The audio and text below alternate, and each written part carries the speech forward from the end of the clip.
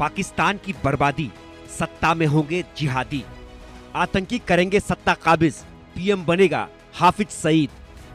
आसिम मुनीर की साजिश, पाकिस्तान का खुदा हाफिज। क्या आप जानते हैं कि एक महीने में करीब 100 बार मुनीर की तारीफ पाकिस्तान के पीएम शहबाज शरीफ ने क्यों की? यह उनकी कुर्सी बचाने की कोशिश है। दरअसल जानकार मानते हैं कि पक्की खबर यही है कि शहबाज शरीफ की कुर्सी अब ज्यादा दिन तक नहीं बचने वाली है और पाकिस्तान में अब दबे छिपे चर्चा होने लगी है कि क्या शहबाज की कुर्सी पर या तो आतंकी हाफिज सईद बैठेगा या जैश-ए मोहम्मद का मुखिया अजहर मसूद। जहाँ तक हाफिज मोहम्मद सैयद का सवाल है, जो जमात उल दावा के लीडर हैं और 2008 मुंबई अटैक्स के मास्टरमाइंड हैं और एक डेजिग्नेटेड टेररिस्ट हैं यूएस और यूएन के, मुझे नहीं लगता कि उनके कोई भी चांसेस हैं। ये जो भी रूमर्स आ रहे हैं ये। दरअसल पाकिस्तानी पत्रकार आदिल राजा ने फील्ड मार्शल आसिम मुनीर की कठमुल्ला साजिश का खुलासा किया है, जिसमें दावा किया गया है कि मुनीर पाकिस्तान में अपना सिक्का जमाने के बाद अब डेमोक्रेसी के बदले मुल्लाक्रेसी कायम करना चाहते हैं। दरअसल इस तरह की चर्चा इसलिए है क्योंकि आज की तारीख में शहबाज शरीफ सिर्फ पपेट प्राइम मिनिस्टर बन चुके हैं और पपेट चलाने वाला बाजीगर जरूरत के हिसाब से कभी भी उसे बदल देता है, तो चौंकाने वाली बात नहीं होगी। अगर मुनीर भी जल्द कुछ ऐसा कर दें, यानी तख्ता पलट करके शहबाज शरीफ को भूतपूर्व प्रधानमंत्री बनवा दें और हाफिज सईद को कुर्सी पर बिठा दें, तो इसमें आश्चर्य नहीं होगा। पाकिस्तानी पत्रकार आदिल राजा ने कहा कि मुल्ला मिलिट्री नेक्सस को दोबारा से खड़ा किया जा रहा है। पंजाबी तालिबान लोग जिनको कहा जाता था, वो लोग अब यहाँ पर सेंटर स्टेज हैं।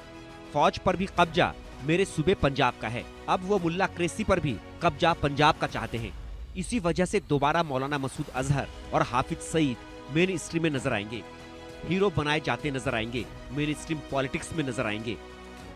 पाकिस्तान में एक बात बहुत उभर करके आ रही है और वो ये है कि प्रधानमंत्री शहबाज शरीफ के दिन गिने चुने रह गए हैं। हालांकि शहबाज शरीफ ने ऑपरेशन सिंदूर के पूरी तरह से परास्त होने के बावजूद मुल्ला मुनीर को फील्ड मार्शल बनाया। उनको फील्ड मार्शल कहना मेरे हिसाब से ज्यादा एप्रोप्रिएट रहेगा। फील्ड मार्शल बनाया और कम से कम 100 मंचों पर वो उनकी प्रशंसा करते दिखाई दे रहे हैं। लेकिन ये सब वो इसलिए कर रहे हैं कि उनको भी कहीं ना कहीं आभास है कि उनका अंत जो है इस सत्ता में काफी निकट आ गया है। बात बिल्कुल साफ है, मुल्ला मुनीर चाहते हैं कि पाकिस्तान की कमान रेडिकल इस्लामिस्ट लीडरों के हाथ में पहुंचे।